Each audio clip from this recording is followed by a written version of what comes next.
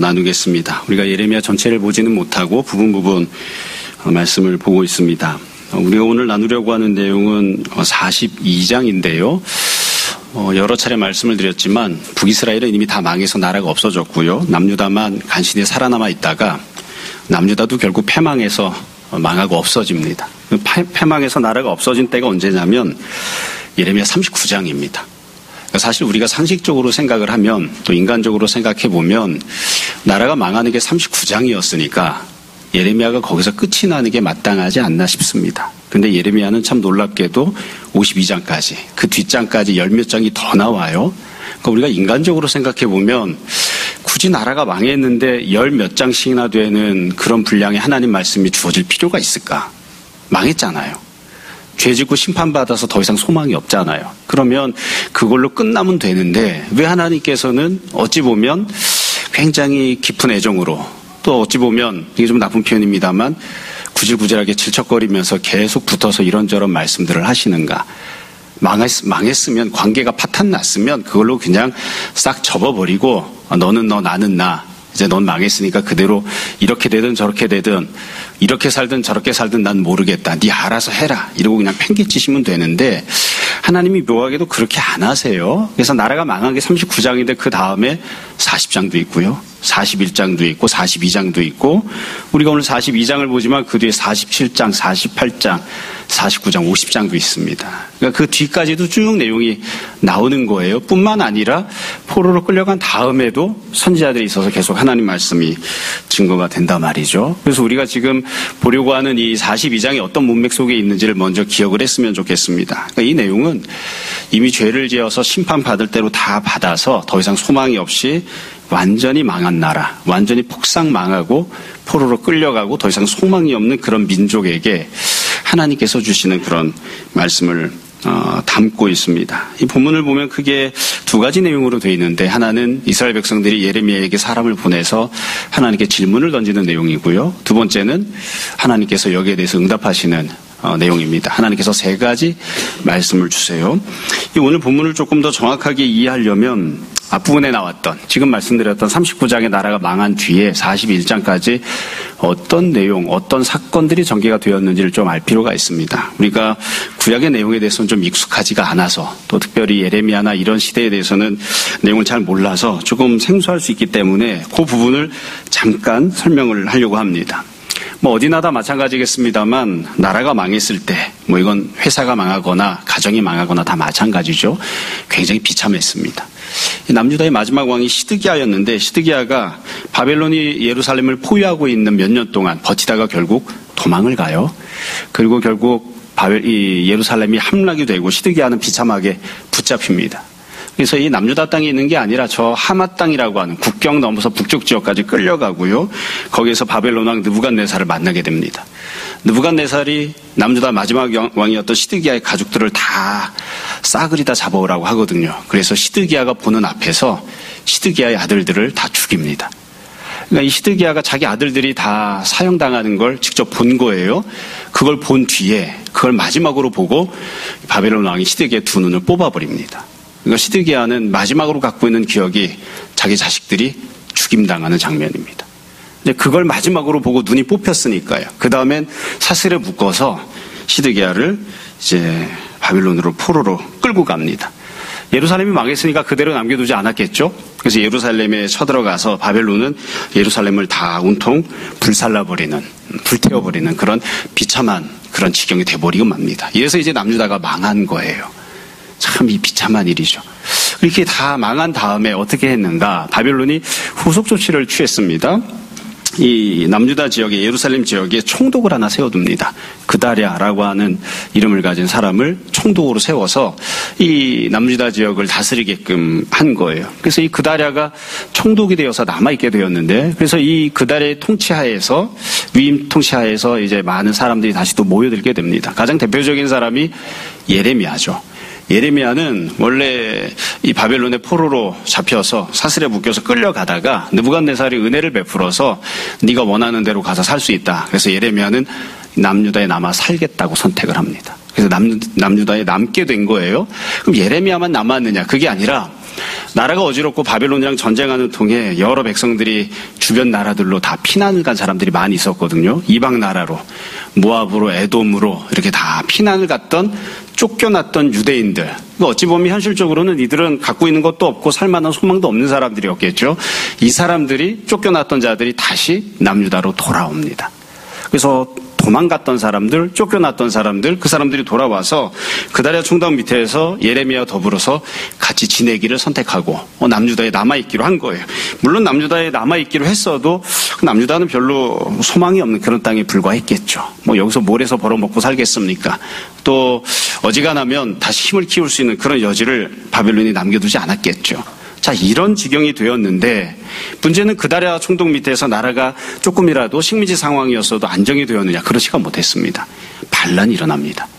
암몬 왕이 남유다가 이렇게 힘이 없을 때 이때를 틈타서 좀 우리도 남유다 지역을 집어삼켜보자 해서 자기 밑에 있던 자기 편을 들어줄 수 있는 유대인 한 사람을 선택을 해서 반란을 도모합니다. 그 사람의 이름이 이스마엘이에요. 그래서 이스마엘이 이 남유다의 총독으로 남아있던 그다랴를 죽이려고 시도를 합니다. 근데 이 사실을 이 그다랴 밑에 있었던 요하난이라고 하는 부하가 알아요. 그래서 자꾸 그다랴 총독에게 이야기를 해줍니다. 이스마엘이 당신을 죽이려고 합니다. 근데 문제는 이 그다랴가 이 말을 받아들이질 않는 거예요. 에이, 그런 일이 있겠어? 그리고서는 무시를 합니다. 그것도 이 요하난이 다시 또 이야기를 해요. 이스마엘이라는 저 녀석이 당신을 죽이고 나라를 집어삼키려고 하니까 우리에게 허락만 해주면 내가 조용히 그 녀석을 죽여버리겠습니다. 근데 이 총독으로 있었던 그다랴가 그런 일 없어, 괜찮아 하고 무시를 또 합니다. 그러다가 결국 이스마엘이 반란을 일으키고요. 그래서 총독이었던 그다랴가 죽습니다. 그러니까 이 나라가 완전히 망한 다음에 엉망진창이 된 거죠.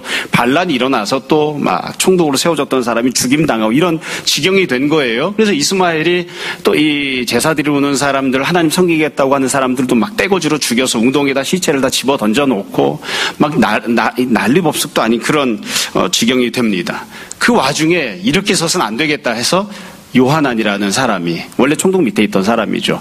이 사람이 반란을 진압하겠다 해서 전쟁을 일으키고요. 그래서 이스마엘과 맞붙어 싸워서 이스마엘이 결국 쫓겨납니다. 그래서 이스마엘은 자기에게 사주를 했었던 암몬으로 고작 몇 명 안 되는 사람들을 데리고 도망을 가요. 그러니까 이런 지경이 되니까 결국 총독의 자리는 비어있죠. 이 총독의 자리가 왜 비어있게 되었는지를 바벨론에 설명을 해야 되는데 설명하기가 부담스러운 겁니다. 반란이 일어나서 당신들이 세웠던 총독이 죽었습니다. 살해를 당했습니다. 그리고 우리가 지금 이제 이 자리에 남아있습니다. 이런저런 이야기를 하기가 부담스러우니까 요하난이 어떻게 하느냐면 백성들을 다 데리고, 이제 남유다에 고작 남아있던 얼마 안 되던 백성들을 다 데리고 애굽으로 이제 피해가기로 결정을 한 거예요. 그래서 마음만 그렇게 먹은 게 아니라 실제로 발걸음을 옮기기 시작해서 이제 우리 다 여기서 못 살겠다, 가자. 그리고서는 예레미야, 또 다른 여자들, 아이들, 내시들 이런 사람들을 주로 다 데리고 애굽으로 도피를 떠나기 시작한 겁니다. 그래서 한참 도피를 떠나왔어요. 떠나오다가 베들레헴쯤 와서 그곳에서 이렇게 가기만 하지 말고 한번 물어볼까 해서 42장, 오늘 본문의 사건이 전개가 되기 시작합니다. 그러니까 결국 나라는 다 망했고요. 총독이 세워졌다가 이스마엘이 반란 일으켜서 총독도 죽었고요.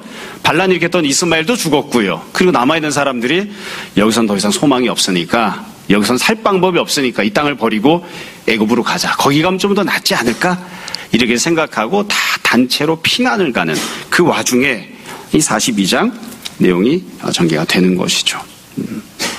이 정도 이야기 있으면 다 아시겠죠? 예, 한마디로 이야기하면 개판이다 이거죠. 이게 살 소망이 없습니다. 이거 어떻게 해야 되느냐? 이런 지경에 이제 이 이스라엘 백성들이 예레미야에게 질문을 하는 내용이 1절부터 6절까지 나옵니다. 본문이 좀 길기는 하지만 제가 요지만 잡아서 간단하게 말씀드리고 설명하려고 합니다. 1절에 보시면 누가 질문하러 나왔는지가 나오죠.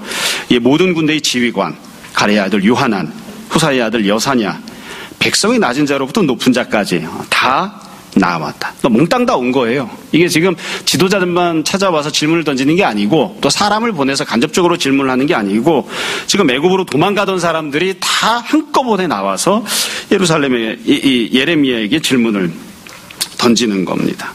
자, 이 질문을 던지면서 뭐라고 질문을 던졌느냐? 2절에 보면 질문 던지는 내용이 나오죠. 선지자 예레미야에게 이르되 당신은 우리의 탄원을 듣고 이 남아있는 자들을 위하여 당신의 하나님 여호와께 기도해 주소서. 우리 사정을 좀 들어주시고 우리를 대신해서 하나님께 좀 기도를 해달라 이렇게 부탁을 했습니다. 당신이 본 바와 같이 우리는 많은 사람 중에서 남은 적은 무리입니다. 3절 당신의 하나님 여호와께서 첫 번째로 우리가 마땅히 갈 길과 두 번째로 할 일을 보이시기를 원하나이다. 그러니까 우리가 지금 어디로 가야 됩니까? 무엇을 해야 합니까? 이 두 가지를 질문한 거예요.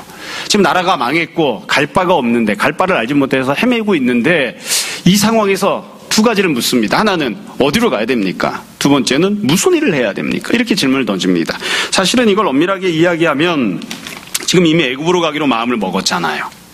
애굽으로 가고 있잖아요. 가고 있는 중간에 지금 질문을 던지는 겁니다. 그래서 뒷부분에서 다시 좀 말씀을 드리겠습니다만 이게 정말 진실한 마음으로 질문을 던진 것인지는 잘 모르겠어요. 내가 애굽으로 가야 됩니까? 암몬으로 가야 됩니까? 남유다에 남아 살아야 됩니까? 이렇게 묻고 있는 게 아니에요.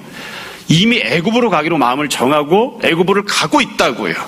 애굽을 향해서 도망을 가다가 중간에 지금 예레미야에게 묻고 있는 거예요. 중간에.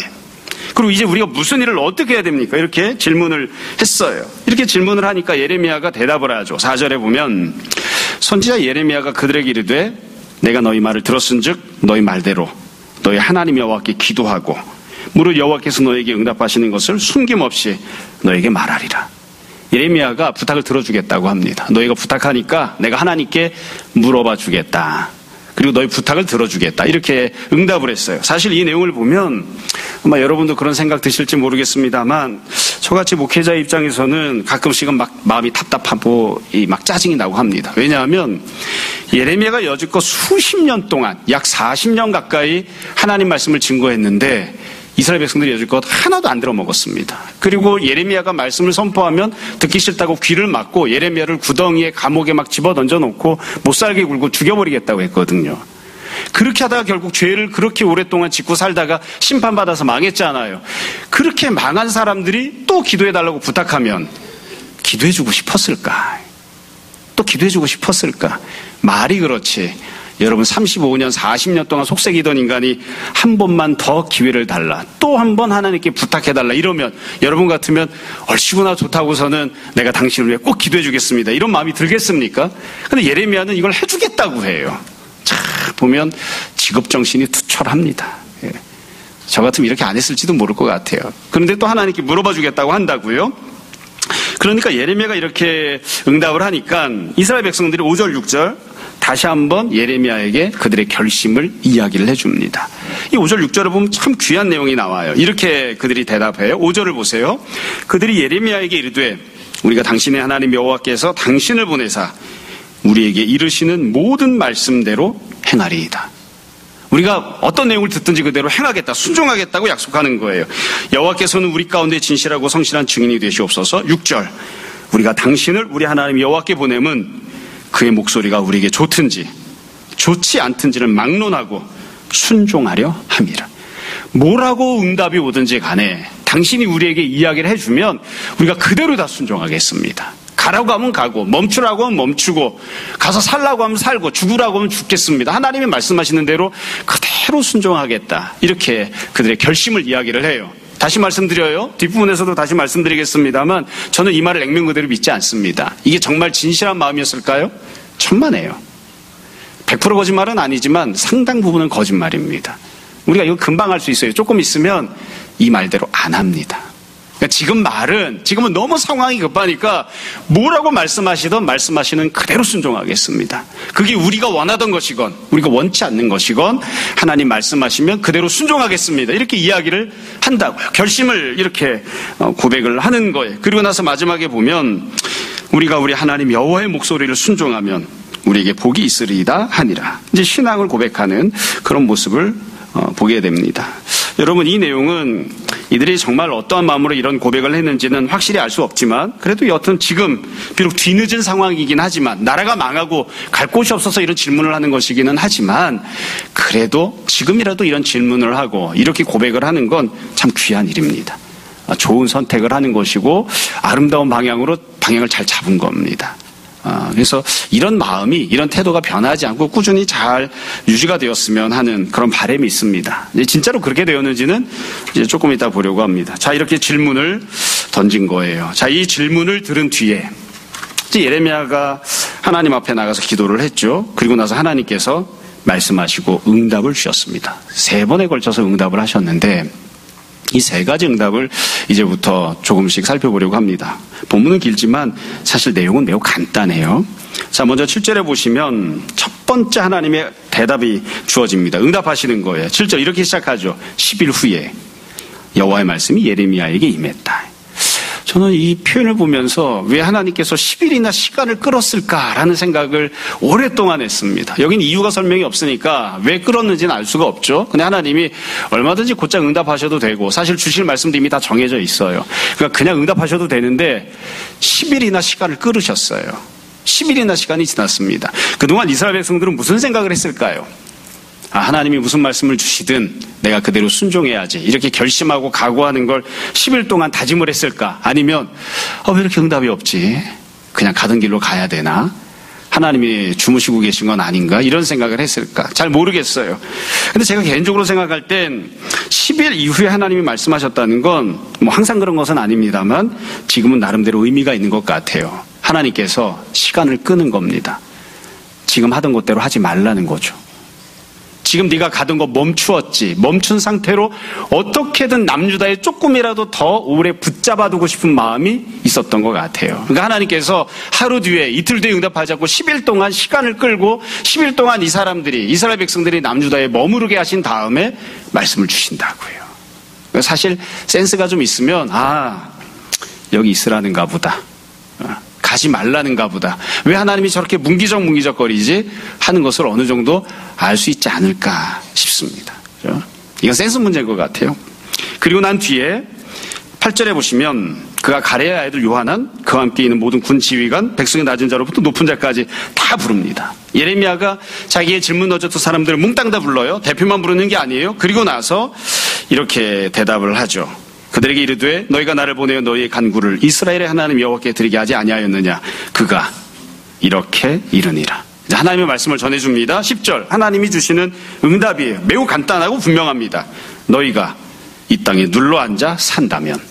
그러니까 간단해요. 이 땅에 눌러앉아 살아라. 여러분 이 표현을 보면 그냥 여기 살아라 이게 아니고 하나님이 아주 구질구질하게 표현하셨어요. 이 땅에 눌러앉아 살아라. 여기 그냥 눌러앉아. 일어서지 마. 다른 데 가지 말고 네가 원래 가려고 했던 거 가지 말고 그냥 눌러앉아. 너희가 만약 여기에 눌러앉아 산다면 그리고 이렇게 말씀하세요. 내가 너희를 세우고 헐지 않겠다. 너희를 심고 뽑지 않겠다. 이는 내가 너에게 내린 재난에 대하여 뜻을 돌이킵니다.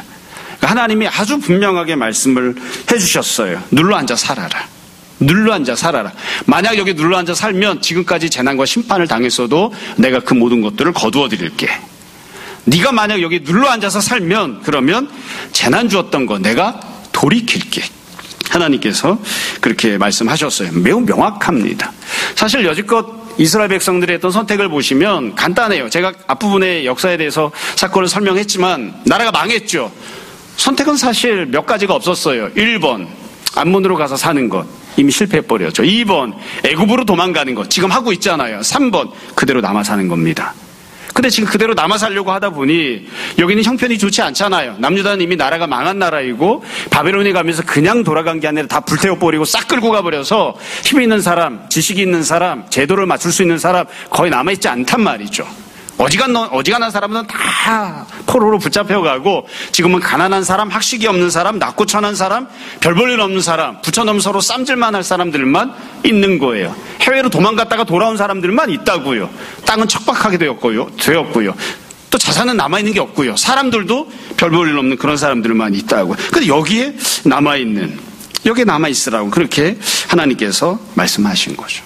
사실 이 표현을 보면, 이 말씀을 보면 가나안 땅이 무슨 대단히 좋은 곳이어서 여기만 있으면 땅에서 막 석유가 솟구치고 막 땅에서 자원이 나고 여기서 그냥 농사가 잘 되고 여기 있는 게 살 길이야. 환경이 그래서 지금 하나님이 여기 남아있으라고 말씀하시는 건 결코 아닙니다. 그냥 말씀에 순종하라. 그렇게 말씀을 하고 계시는 거예요. 자, 한 번만 말씀하셨으면 여기서 말씀이 끝나고 11절에는 이스라엘 백성들이 그렇게 하겠습니다. 이런 대답이 나오면 사실 11절부터 내용이 나올 필요가 없어요. 그냥 간단하게 끝나면 되는데 그렇게 끝나지가 않습니다.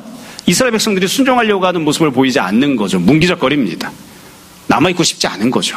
그러니까 하나님이 두 번째로 다시 응답을 하십니다. 두 번째 주시는 응답 내용이 11절부터 14절인데 11절부터 14절을 보시면 순종했을 때 주실 복과 불순종했을 때에 대한 말씀이 나옵니다. 11절에 보면 이렇게 돼 있어요. 여호와의 말씀이니라. 너희가 두려워하는 바벨론의 왕을 겁내지 말라. 하나님이 지금 문제가 뭔지를 알고 계세요. 왜 이스라엘 백성들이 가나안 땅에 남아있는 것, 남유다 지역에 남아있는 것을 주저하는지 이유를 하나님이 알고 계신 거예요. 바벨론 왕이 두려운 거거든요. 바벨론 왕을 섬기고 살고 싶지 않은 거거든요. 그러니까 하나님이 너희가 지금 이 남유다에 남아있는 것을 선택하지 않는 이유가 무엇인지 내가 알고 있다. 그 문제를 내가 해결을 해줄게. 바벨론 왕 때문에 너희가 남유다에 있는 걸 선택을 안 하는 거잖아. 바벨론이 통치하고 있기 때문에 모압으로 가겠다, 암몬으로 가겠다, 애굽으로 도망가겠다 이런 여러 가지 선택을 자꾸 하는 거잖아. 남유다를 선택해서 빼버리고 있는 거잖아.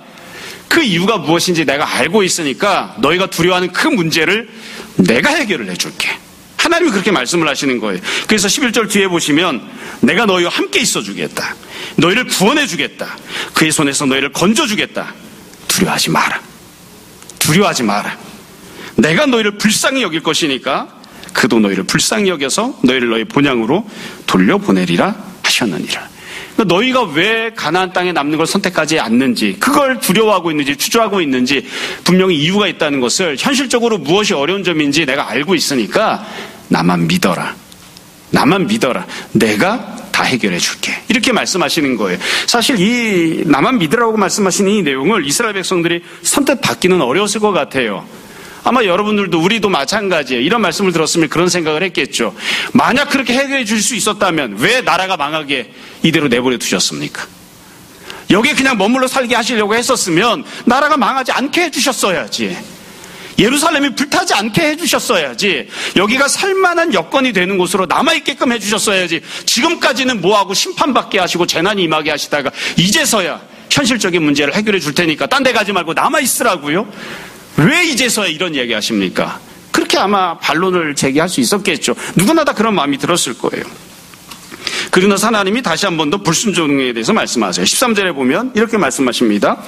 그러나 만일 너희가 너희 하나님 여호와의 말씀을 복종하지 아니하고 말하기를 우리는 이 땅에 살지 아니하리라 하며, 너희가 말하기를 아니라 우리는 전쟁도 보이지 아니하며 나팔 소리도 들리지 아니하며 양식의 군핍도 당하지 아니하는 애굽 땅으로 들어가 살리라 하면, 그러니까 불순종하는 것에 대해서 말씀하시는 거예요. 이스라엘 백성들이 불순종을 선택할 수 있다는 걸 하나님이 아세요. 사실은 그들의 마음속에 불순종하려는 마음이 가득하다는 것을 이미 다 잘 알고 계세요. 그럼 왜 이스라엘 백성들이 불순종을 하려고 하느냐? 우리는 하나님 말씀대로 할 수가 없어. 애굽으로 갈 거야. 왜 애굽으로 가려고 하냐? 애굽에는 세 가지가 없기 때문이거든요. 14절 뒤에 보시면 첫 번째로 전쟁도 없고, 두 번째로 나팔 소리도 없고, 세 번째로 양식의 궁핍도 없어요. 그러니까 지금 당하고 있는 고통과 어려움이 애굽에 가면 없는 거예요. 그러니까 우리가 애굽으로 가면, 애굽으로 도망가면 이런 모든 어려움이 다 사라질 거니까 우리는 애굽으로 갈 거야. 이런 마음을 갖는 거죠. 그래서 하나님께서 이걸 또 알고 계신다고 말씀하세요. 너희가 왜 애굽을 선택하려고 하는지, 애굽을 선택하면 현실적으로 어떤 점에서 유익이 있는지, 왜 그런 쪽으로 자꾸 마음이 기우는지 내가 알고 있다. 너희가 이런 것 때문에 가려고 하는 것이, 지금 믿음으로 사는 것, 하나님 말씀대로 순종하고 사는 것, 그거 말고 너희가 세상적인 판단을 해서 선택을 하면, 그럼 거기는 전쟁도 없고 나팔소리도 없고 군핍함도 없고 그래도 그럭저럭 생명 유지하고 살 수 있다고 생각해서, 그래서 거기로 가려고 하는 거 아니야. 하나님께서 이렇게 말씀을 하십니다. 여러분, 사실 우리가 다 아는 대로 이스라엘 백성들이나 우리나 다 지금 평생을 걸고 선택을 하는 거잖아요. 망해도 좋고 흥해도 좋고, 이게 아니고 지금 선택 하나 잘못하면 인생이 완전히 다 날아가 버리는 겁니다. 나만 망하는 게 아니고 내 자식들까지도 몽땅 다 망하는 겁니다. 그러니까 얼마나 문제가 심각합니까? 지금 어떻게 선택하는지에 따라 인생이 왼쪽이냐 오른쪽이냐가 결판나는 판이니까 굉장히 신중하게 생각을 하고 있는 거거든요. 고민을 하고 있는 거거든요. 그러면서 당연히 전쟁도 없고 나팔 소리도 없고 궁핍이 없는 곳으로 가야지, 그런 선택을 하려고 하겠죠. 거기 가면 괜찮을 거야. 그렇게 기대하고 그렇게 예측하고 그런 바람을 가지고 애굽으로 가겠다, 그런 마음을 품을 수 있다는 거죠. 우리가 항상 이것들을 잘 생각해야 됩니다. 누군가가 성도가 심지어 신앙생활을 오랫동안 열심히 하던 사람도 믿음의 선택을 하지 않고 세상적인 선택을 할 때들이 있습니다. 왜 그런 선택을 할까요? 거기엔 충분히 타당한 이유들이 있습니다. 내가 불신앙적인 선택을 할 수밖에 없는 이유들이 차고 넘쳐요. 차고 넘칩니다. 그래서 우리가 항상 무언가를 선택을 할 때에 믿음으로 선택을 할 것인가 세상적인 것을 선택할 것인가는 믿음이냐 세상적인 것이냐 이 두 가지 중에 선택을 하는 것이지 합리적인 것을 선택할 것인가 아니면 비합리적인 것을 선택할 것인가 그렇게 선택하는 게 아닙니다. 우리가 세상적인 것을 선택할 수밖에 없는 수많은 이유가 있다는 것을 잘 기억해야 되고 그럼에도 불구하고 그 이유들을 놓고 믿음의 선택을 하나님 말씀에 순종하는 선택을 해야 되는 것이죠. 마지막으로 하나님께서 세 번째로 말씀을 하십니다. 우리가 오늘 본문에서는 읽지 않았습니다만 제가 간제 넣어드린 본문에는 본문이 있습니다. 하나님께서 세 번째로 말씀하실 때 하나님이 세 번째로 말씀하시는 내용이 응답 중에 제일 긴데요. 이 응답하시는 내용은 매우 간단합니다. 매우 간단해요.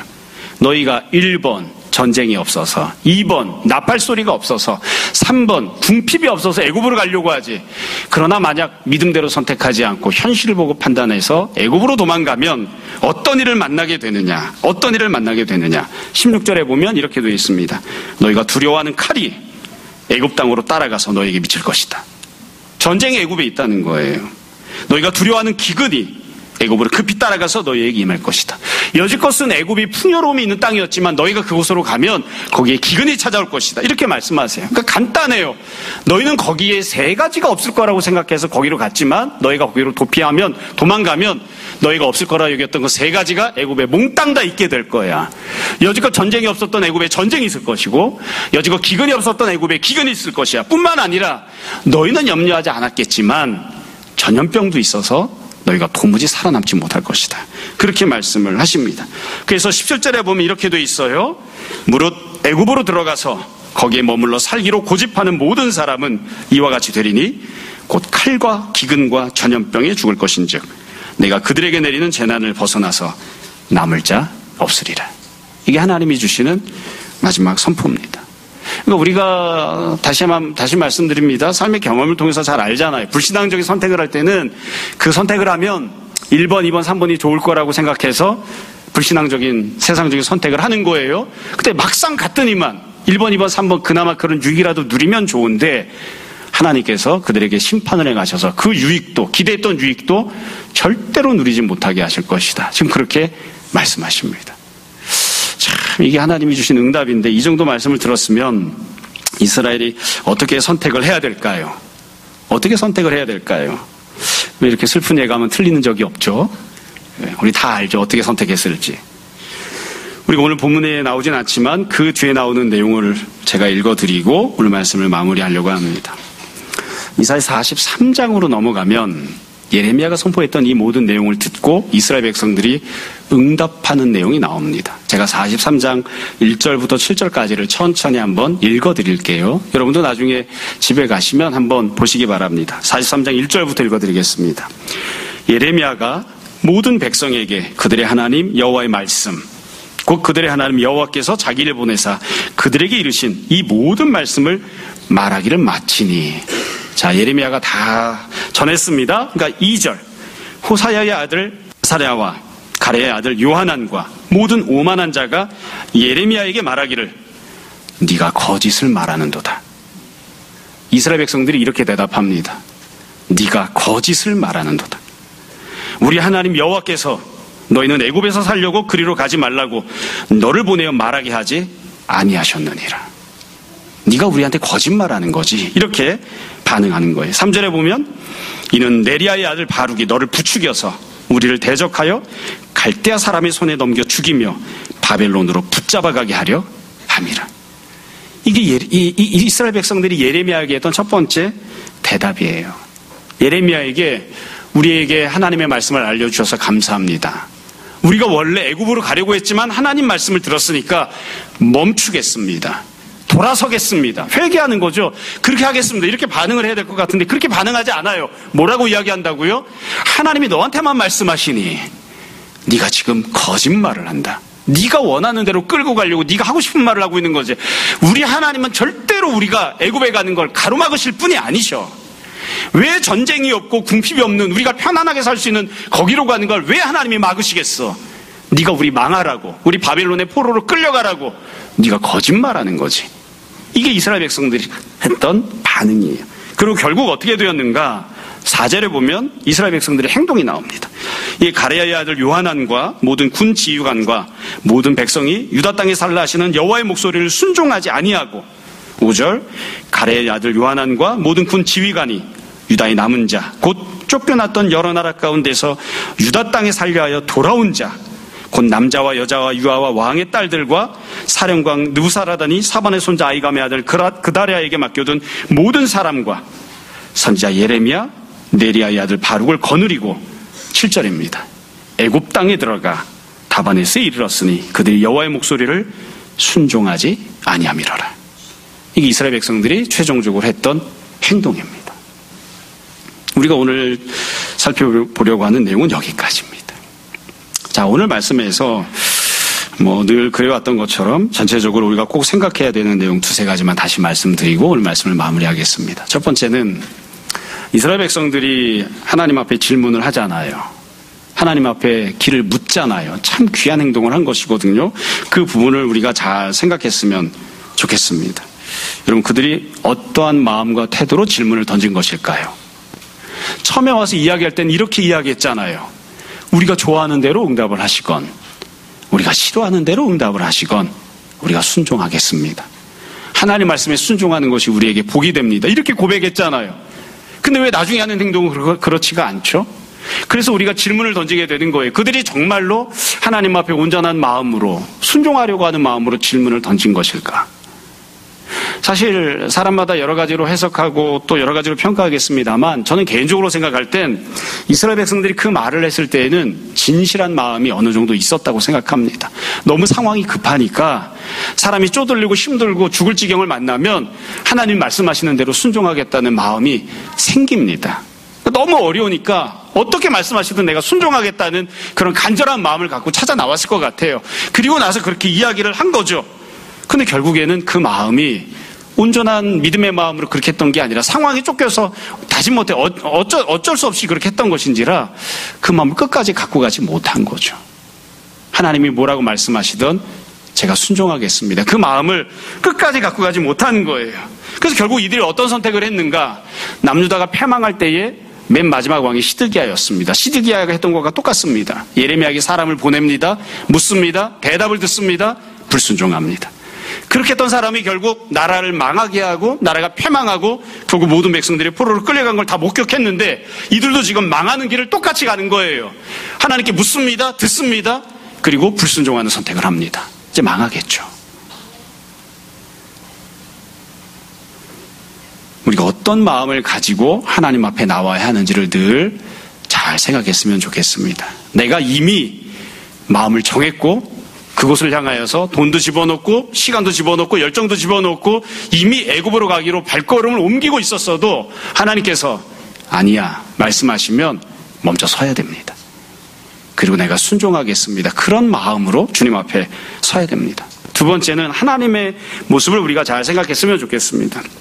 사실 이 본문을 보면 여러분도 다 똑같이 생각하실 텐데 처음에 제가 말씀드렸던 것처럼 하나님은 도대체 왜 이렇게 행하실까? 이게 사실 납득되지 않는 부분이곤 합니다. 여러분, 남유다는 이미 죄를 지어서 심판받고 망했습니다. 지금 순종하면 나라가 독립될까요? 아니요. 그런 일 없습니다. 망한 걸로 끝납니다. 하나님께서 그들에게 내리셨던 재난을 돌이키겠다고 하셨지만 그건 원상복구를 뜻하는 게 아닙니다. 지금 순종해도 원상복구되지 않습니다. 그냥 망한 채로 식민지 노예로 포로된 삶을, 가난한 삶을, 힘들고 어려운 고통당하는 삶을 살아야 됩니다. 죄를 지었잖아요. 심판받았잖아요. 안 없어집니다. 그대로 살아야 됩니다. 근데 하나님께서 이렇게 말씀하시는 이유는 뭐냐면 이미 망했지만 이미 심판을 받았지만 심판받은 상황에서라도 그 상황 속에서라도 어떻게 해서든 고통을 조금 줄여주시고자 하는 게 하나님의 마음입니다. 그러니까 하나님께서는 신앙생활 잘하고 믿음 있는 사람, 하나님의 백성이 된 사람에게 너 영원히 복받고 살아라. 이런 말씀만 주시는 게 아니라 이미 심판받고 망했잖아요. 망한 사람 더 망하든 말든 나가 죽든 말든 그냥 내버려둬도 그만인데 이미 망한 사람에게, 이미 심판받은 사람에게 심판받은 그 상황에서 어떻게 하면 조금이라도 더 나아질까? 어떻게 하면 심판을 더 많이 받지 않고 조금이라도 좀 숨이라도 쉴 수 있을까? 어떻게 하면 개선이 될 수 있을까?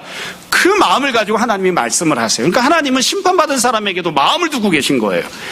여러분, 제가 이제 성경 공부하고 아담이 죄를 지었습니다. 심판받았어요.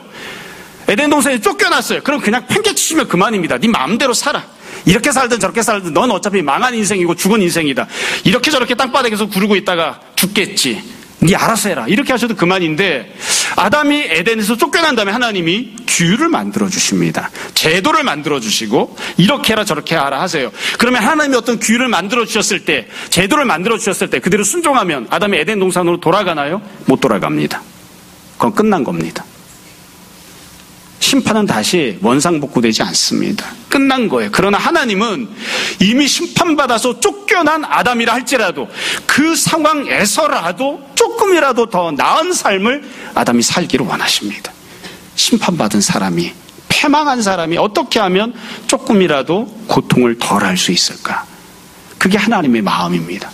또 우리가 잘 아는 것처럼 궁극적으로는 하나님께서 이미 심판받은 사람에게 어떻게 해서든 원상복구를 혹은 그거보다 더 큰 은혜를 받게 하시기를 원하시는 그런 마음으로 또 하나님의 독생자를 보내주시죠. 그래서 우리가 이런 것들을 살면서 잘 구분을 해야 됩니다. 아담이 죄를 지었죠. 그래서 그 다음에 남자와 여자의 관계가 바뀌었잖아요. 하와를 향해서 이야기했다고요. 남편에게 복종하고 살라. 그건 원래 하나님이 창조하신 질서가 아니죠. 죄를 짓고 이 죽음 가운데서 살아야 되는데 그 속에서 어떻게 하면 조금이라도 더 질서를 잡을까 해서 만들어 두신, 심판하에서 세우신 질서예요. 그건 하나님의 뜻이 온전하게 반영되어 있는 질서가 아니에요. 그래서 우리가 예수님 믿고 구원받은 다음에는 그렇게 심판하에서 하나님이 주셨던 질서들을 우리에게는 적용하지 않는다고요. 우리는 그렇게 살려고 하지 않는다고요. 그거는 심판받은 사람들이 거기서 더 쪼그라들지 않게끔 어떻게든 덜 고통당하게끔 하나님이 주신 질서니까 우리는 하나님이 원래 세우신 질서대로 살아가려고 하는 거죠. 마지막으로 다 말씀드렸으니까 다 아실 거라 생각하고요. 마지막으로 패망한 사람, 심판받은 사람은 아직 소망이 있는 걸까요? 내가 이미 죄를 지었습니다. 그 죄가 수십 년 동안 지속이 되어서 이미 심판을 받았습니다. 여기서 벗어날 방법이 없어요. 원상복구가 안 될 것처럼 보입니다. 그런 사람은 아직 소망이 있는 걸까요? 어떻게 해야 합니까? 어떻게 해야 됩니까? 여러분, 그런 사람은 더 간절한 마음으로, 더 가난한 마음으로 더욱더 주님의 음성을 듣고자 해야 됩니다. 더욱더 주님의 음성을 듣고자 해야 됩니다. 아마 여기 결혼 안 한 분들도 있지만 결혼해서 가정을 꾸리고 살아가는 사람들은 다 비슷한 생각을 가질 거예요. 저도 둘째를 낳아서 키우다가 7살이 되었는데 애가 눈을 뜨는 게 어쩜 그 지 애비를 닮았는지 쌍심지를 키고 눈을 뜨는 걸 보고 할 수만 있으면 엄마 뱃속에 다시 집어넣었다가 다시 꺼내고 싶은데 그럴 수는 없잖아요. 그럴 수는 없잖아요. 그래서 고민을 했습니다. 지금부터라도 잘하자. 지금부터라도. 결혼을 했습니다. 20년 살았어요. 저는 이제 20년이 넘었는데 20년이 살았어요. 여지껏 살아왔잖아요. 여지껏 살면서 내가 배우자에게 했던 악행들이 너무 많이 있잖아요. 너무 많은 일들을, 나쁜 일들을 이미 했잖아요. 어떻게 합니까? 벌을 받아야죠. 내가 했던 악행 때문에 깨진 가정의 모습은, 그 모습은 원상복구되기가 어렵습니다. 그러면 어떻게 됩니까? 이미 망했으니까. 내가 이미 저질렀던 죄에서 나는 벗어날 수가 없으니까 그냥 포기하고 말아야 되나요? 하나님은 그걸 원하지 않으십니다. 하나님은 그 상황에서 무엇이 하나님의 뜻인지를 더욱더 간절하게 구하기를 원하시고 하나님 말씀에 순종하는 자가 되기를 원하시고, 그러면 지금 당장은 조금 더 나은 삶을, 그리고 거기에서 더욱더 믿음으로 살면 거기서 조금 더 나은 삶을, 그리고 거기에서 더욱더 믿음으로 꾸준히 하나님을 붙잡고 하나님의 인도하심을 받고 살면 원래 갖고 있던 모든 삶을 회복시켜 주시는 은혜를 하나님이 베풀어 주시길 원하십니다. 그게 하나님의 뜻입니다. 그래서 망한 사람, 죄 지은 사람, 소망이 없어 보이는 사람들은 딱 하나의 소망밖에 없습니다. 포기하는 게 아니라 더욱더 간절한 마음으로 하나님을 붙잡는 겁니다. 하나님의 긍휼하심을 의지하고 하나님께서 은혜 베풀어 주실 것을 소망하고 자꾸만 하나님께 길을 묻는 겁니다. 아무 곳으로도 길이 없는데, 나라가 망했는데, 암몬으로도 길이 없고 애굽으로도 길이 없고 남유다에 남아있기는 더더욱 어렵고 어떻게 합니까? 라고 하나님께 묻는 겁니다. 그리고 하나님이 인도하시면 지금까지는 나라가 폭삭 망하고 이렇게 어려운 지경을 만나도록 하나님이 내버려 두셨지만 하나님께서 네가 염려하는 현실적인 문제를 내가 책임져 줄 테니까 나를 믿고 내가 말하는 대로 순종하라 말씀하실 때 그 말씀을 듣고 순종하는 선택을 하는 겁니다. 그게 망한 자들이 갖고 있는 유일한 살 길입니다. 여러분, 늘 말씀드리는 대로 목회자로 늘 소망하는 것은 우리 모든 성도들이 이처럼 죄를 짓거나 패망하거나 심판당하는 일이 없었으면 좋겠습니다. 근데 우리가 다 연약한 사람들인지라 혹여 그런 지경들을 만나게 됐을 때 포기하거나 낙담하지 않고 하나님 말씀 순종해서 무슨 소용이 있겠어. 나는 이미 끝난 인생인데, 이미 망했는데, 이런 마음을 품는 게 아니라 더욱더 가난한 마음으로 주님 말씀해 주십시오. 주님 인도해 주십시오. 제가 가던 걸음을 돌이키겠습니다. 소망이 없어 보여도 이 땅에 눌러앉아 살라 하시면 눌러앉아 살겠습니다. 그렇게 주님 앞에 고백하고 은혜를 누리는 선택을 우리들이 할 수 있었으면 좋겠습니다. 모쪼록 주님께서 우리 모두에게 넉넉한 마음을 순종하려 하는 부드러운 마음 허락해 주시기를 주님 이름으로 축원합니다. 잠시 기도하겠습니다. 오늘 말씀을 정돈해 보십시오. 이 시간